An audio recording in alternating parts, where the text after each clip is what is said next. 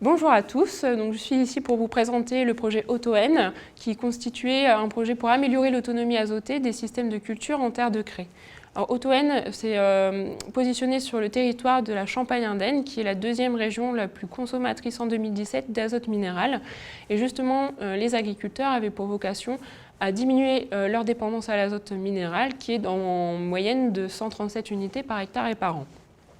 Donc, en plus, cet azote porte de nombreux enjeux, que ce soit des enjeux environnementaux avec la pollution de l'eau ou de l'air, la contribution au changement climatique, mais aussi constitue le premier poste de consommation d'énergie dans les exploitations de polyculture en Grand Est. C'est un projet collectif qui a réuni les chambres d'agriculture, les instituts techniques, les coopératives, mais aussi les structures de recherche, un lycée agricole et 7 agriculteurs pionniers au cœur de ce dynamisme de changement vers des systèmes plus autonomes.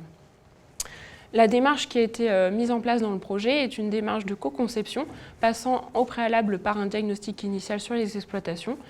une co-construction en atelier avec les agriculteurs, puis un test au champ sur 2 campagnes culturales, une évaluation de ces systèmes, que ce soit au regard de l'objectif des agriculteurs, mais aussi de la performance de ces systèmes, puis un réajustement pour une conception pas à pas de ces systèmes et une réadaptation au regard de son évaluation. Cette démarche s'est engagée dans un accompagnement stratégique de ces agriculteurs innovants. Au bout de 3 ans de projet, on peut constater différents leviers qui ont été mis en place sur ces systèmes, dont 2 systèmes qui sont devenus complètement autonomes en azote minéral de synthèse, soit par l'agriculteur A qui apparaît ici à la diapositive, qui justement a complètement enlevé l'azote de synthèse de son système pour le substituer à l'azote fixé par les légumineuses et aussi l'azote organique. Chez un autre agriculteur, on passe aussi par la valorisation de ses digestats de son unité de méthanisation pour atteindre l'objectif d'autonomie azotée. Donc, ces 2 principaux leviers qui sont les sources d'azote sur les systèmes, l'apport des fluides organiques et la part des légumineuses dans l'assolement, permet d'atteindre cette autonomie en azote minéral de synthèse.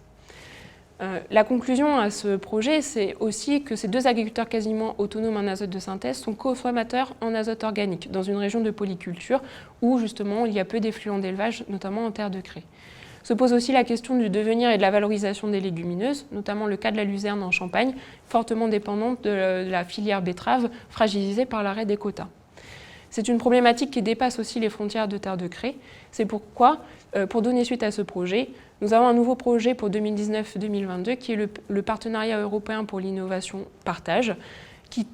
tente de répondre à la problématique suivante qui est le bouclage du cycle de l'azote, non plus à l'échelle du système de culture, mais à l'échelle du territoire du Grand Est.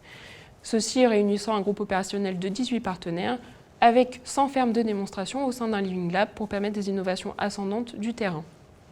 En travaillant particulièrement 3 axes d'innovation qui sont la réduction des pertes d'azote, puisqu'il ne suffit pas d'être autonome en azote, on peut aussi avoir de fortes pertes sur le système, la production d'azote au champ via les légumineuses, mais aussi la valorisation de l'azote organique à l'échelle territoriale. Je vous remercie pour votre attention.